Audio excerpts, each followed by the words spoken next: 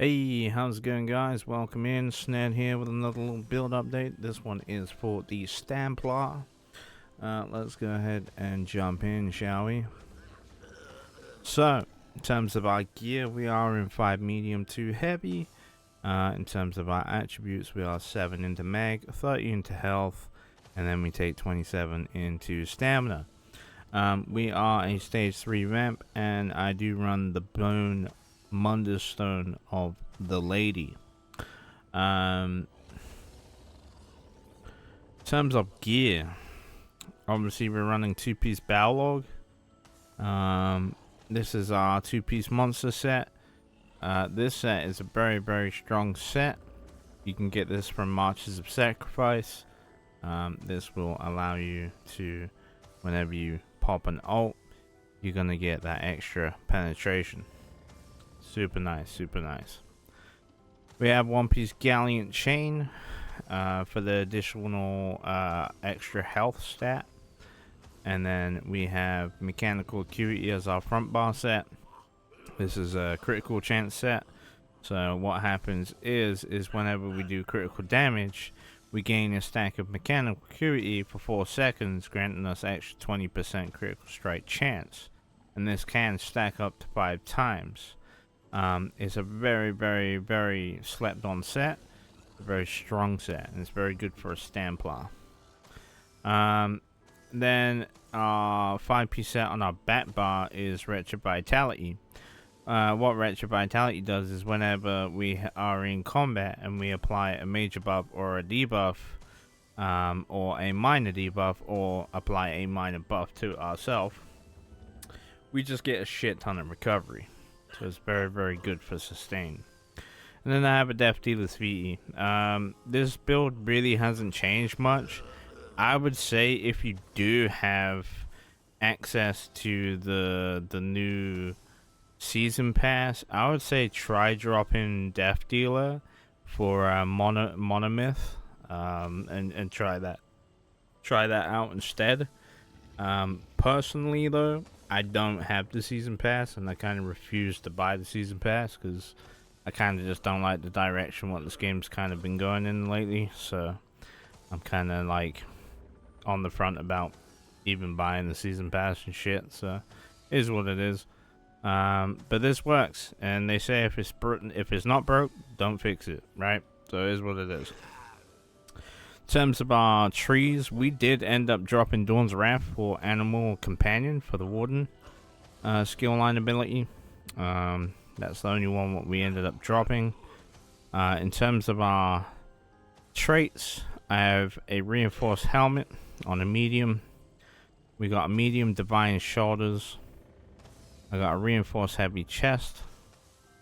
I've got impenetrable on my hands and waist on medium, and then we have another reinforced heavy on the legs, and then we have another impen on the boot. In terms of our jury, we are 2 infused, and then we are 1 bloodthirsty, and then I have 1 glyph with weapon and spell damage and stamina recovery, and then the other 2 are weapon and spell damage with magic recovery. Okay. In terms of our offensive front bar with the mechanical acuity weapons, I do take a non-honed mace, and I take absorb stamina. The reason why is for the Sundread passive, and then I take a sharpened one-handed sword with a poison enchant. Okay. In terms of my healing staff on the bat bar, we are powered on the healing staff with a weapon and spell damage enchantment to get that extra juicy damage. Super nice. In terms of our blue tree, we are taking Duelist Rebuff. Duelist Rebuff just gives me a flat 6% damage reduction. Super handy to have against single targets. Just nice. Helps against the single target attacks like Dizzy Swing and just anything what's really going to be a single target pressure, crushing shock, all that sort of stuff. It's going to help against that. Unassailable, it does the same thing, but for AoE. So anything AoE is now got a 6% damage reduction base to it as well. Super nice, super handy.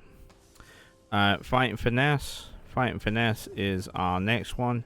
This is just going to increase our critical damage, which in turn is actually going to allow mechanical acuity to proc a lot more often. So that's super nice. Plus we're getting that critical healing, so when we are needing to reapply our buffs and get our health back, we're going to get that extra 8% critical healing. Super nice. Deadly Aim. Deadly Aim just comes into a single target pressure. In all honesty, you know, it's gonna help Growing Swarm do a little bit more to the target. It will help the javelin hit a little bit harder, and even jabs, just hitting the target, just any kind of single target based person, like they're just gonna take a little bit more just overall base damage because of Deadly Aim. Do you know what I mean? But it's mainly for javelin and swarm really. But note that swarm is also AoE, but it will still increase the single target portion of it. So yeah, is what it is. Red Tree, we got Survival Instincts. This is 25% flat cost reduction. Just super nice to have that reduced cost. Sustained by Suffering. This is nice to have. Realistically though, do I typically need that? Not necessarily. I could actually drop that, and I could drop that actually for Rejuvenate. The more that I think about that, you know, Rejuvenate would be a good one to slot in for Sustained by Suffering. And the reason being, I don't know why it's not letting me.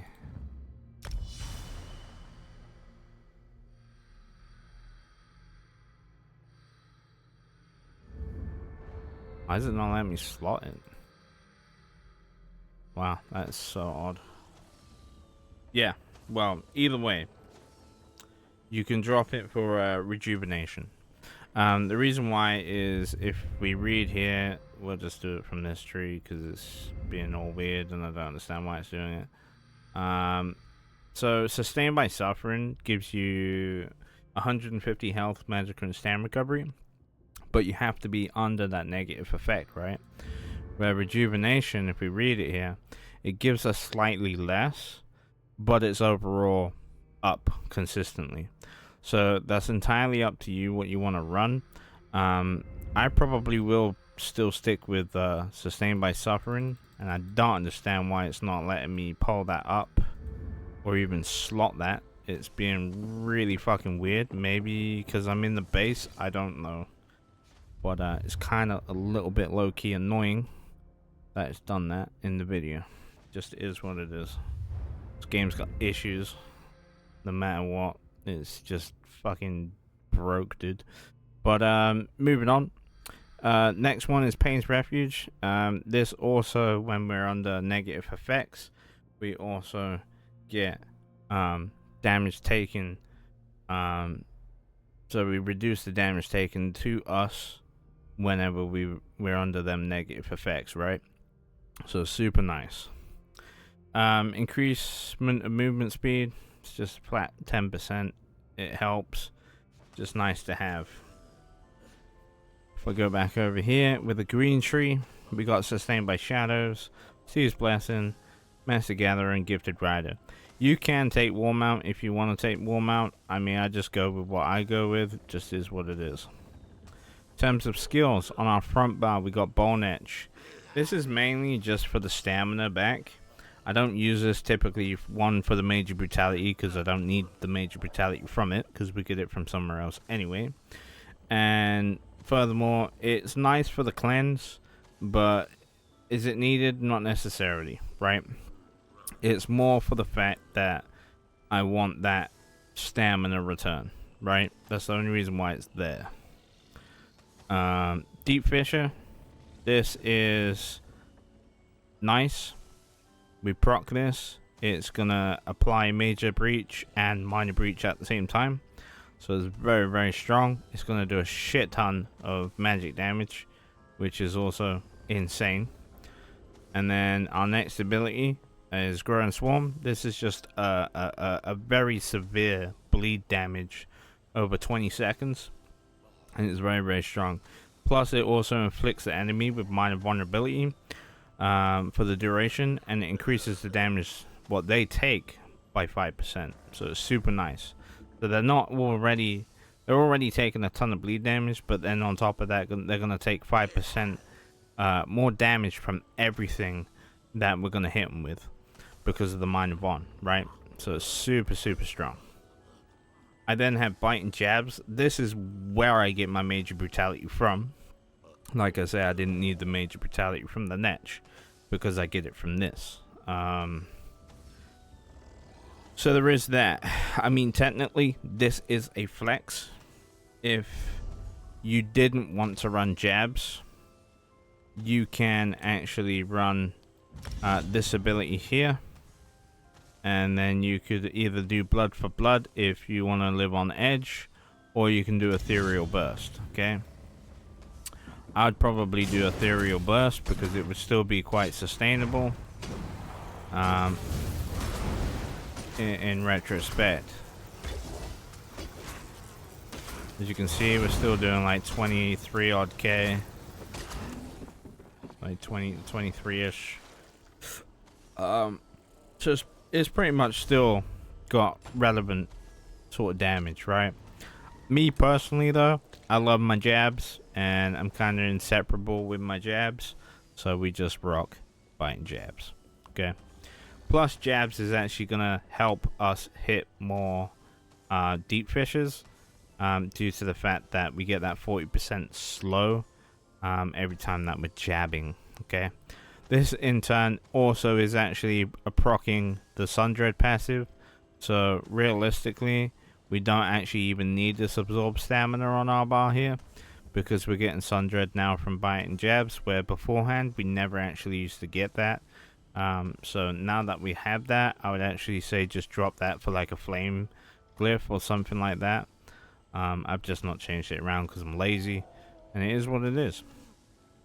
Binding Javelin, this is our bread and butter stun. This is a hard CC. This cannot be ignored. They cannot block it. They cannot dodge roll. They're just getting this one in the dome. Do you know what I mean? It is what it is. As soon as you hit them with it, they're pinned for 4 seconds. Regardless. So, yeah. Very nice. Very handy. Very strong. Our ultimate ability is Dawnbreaker of Smiting. This in turn does a ton of physical damage, and then it applies a physical damage over time for the next 6 seconds, and it also stuns people for 2 seconds. This is a AoE stun, and it's a lot of pressure damage as well. It's a very big burst potential, you know, opening window for the build. It very much allows me to, if I time it correctly, it very much allows me to nuke people. It's very, very strong, super handy. You know, if we deep fisher, put a bleed on them, hit the deep fisher, right? They're already taking consecutive damage. We're javelin with the jabs, and then boom, I hit javelin, and then hit a Dawnbreaker before this one goes off. Yeah, kind of game over at that point. For most people, it's kind of nice. In terms of our bat bar, we are running Deceptive Predator. Deceptive Predator, what this does is it gives us Major Expedition for 6 seconds, increasing my movement speed by 30%. We also gain that snare and immobilization immunity for the 4 seconds, so if I get rooted or snared or stunned, I can hit this and break free and get my mobility back. And that's another reason, one reason why we run Netch on the front bar too, just for that same opportunity of being able to free myself if I get rooted in any shape or form on my offensive bar. Okay, it's more just because I want the stamina really, but like just knowing that I can still free myself up, you know, without having to switch my bar, super nice. Restore and Focus, this is our major result buff. This is going to increase my physical and spell resistance through the roof. plus it also gives me that stamina every 1 second for the duration of time, while I'm also standing in the rune, and the rune is active. I don't even think that I need to stand in it now. Hold on. It says while the rune is active, heal for 872 health every 1 second, scaling up your max health. Standing within the rune, increasing the healing done by 200%. Right, so we're automatically getting heals right from this. So if I dot this, you can see that we're getting heal ticks, and they're just under 1,000. But if I go and stand in this, you can see that it's increased by 200%, and we're getting like near enough 3k heals. So it's very, very, very, very strong. Super nice. Let's go back over here. Our next ability is Resolve and Vigor. This is our healing over time bread and butter. This also adds minor resolve. So now that we're getting major and minor resolve, we're getting both of our defensive buffs. Super handy, super nice. Our next healing ability is Healing Soul. What this is our like burst heal, like breath of life. You know, it's kind of like, oh shit, I need a big heal. You know, and I need to be like a priority sort of heal. This is the one, right? We can hit this. We're going to heal for a big chunk of our health. And we're also going to restore 600 magic and stamina whenever we do it. And we also get that major vitality for 10 seconds, which then also increases our healing received by 12%. So it allows all my other heals to tick more. As you can see here, if we go back to here, you know, and I hit a major vitality, it takes it to 1,000, and it will take that to a 2,900 versus a 2,600. Okay, so it's a very, very, very, very strong tick. It allows us just to get some extra heals. Super nice. Our next bread and butter skill. This is Healing Contingency. So this heal is pretty much like Vigor, but Magicka instead. And just to help out with sustain and situational awareness and whatnot, I actually end up putting minor intellect and minor endurance on this. I'm testing a theory with the extra heals right now. But in all honesty, I would actually probably just get rid of them heals. And I'd actually probably just rock this, to be honest, and have that 8% damage reduction. It's probably a bit better, if I'm being totally honest. So I would actually just say go with that. I would say just go with the reduced damage for 6 seconds. It's just nicer. So yeah, we're running that. Obviously our ultimate on the back bar is Practice Incantation. This is a flex spot. It really all depends what you want to do on your back bar. Realistically, you can either run Practice Incantation, or you can actually swap it out for the Restoration Lights Champion tree. If you didn't want to run a Restoration Staff and you went Sword and Board, once again, you could swap it out for Spell Wall if that was the way that you wanted to go. It's entirely up to you. I just went for Restoration Staff just because it feels more approachable and seems to be a little bit better in that retrospect of how I play. So yeah, it is what it is. This feels more comfortable to me on a Stamplar.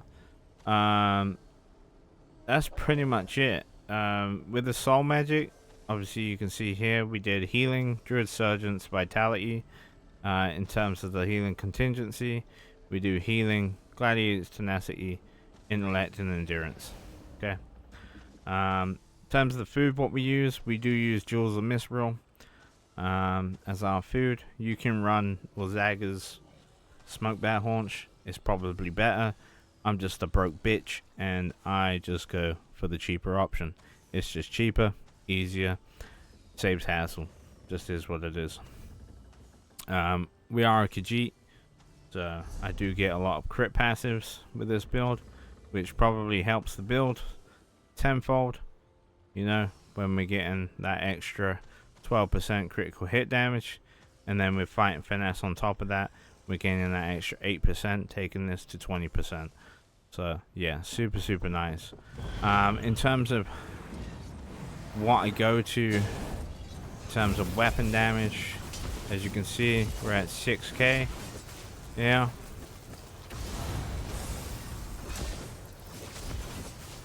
It's a very very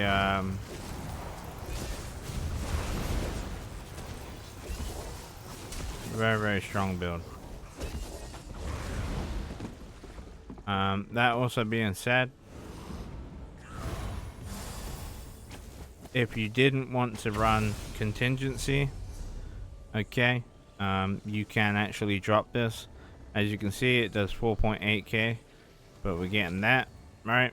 You can actually swap that out if you really wanted to, and you could run Healing Burst. Okay, on the Healing Burst, we have the healing, the class mastery, and intellect and endurance.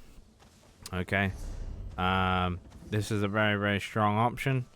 We're gonna gain that extra additional armor and weapon spell damage, up to 50% from this, so it's super nice.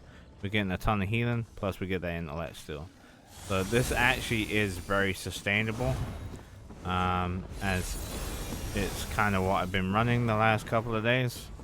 It is very sustainable. But I ended up dropping, obviously, Healing Burst for, obviously, the contingency. I wonder if I have that. Do I have class mastery on this? That could also work. I think I'm going to stick with the Gladiator's Tenacity though, because it's 8% damage taken, right? Where this is just extra armor and spell damage. I don't feel like I need the extra spell damage. So I think having the 8% reduction is probably a little bit stronger, in all honesty. But that is the build. I hope you all enjoy it. Have fun, take care, and I'll see you all next time. Peace.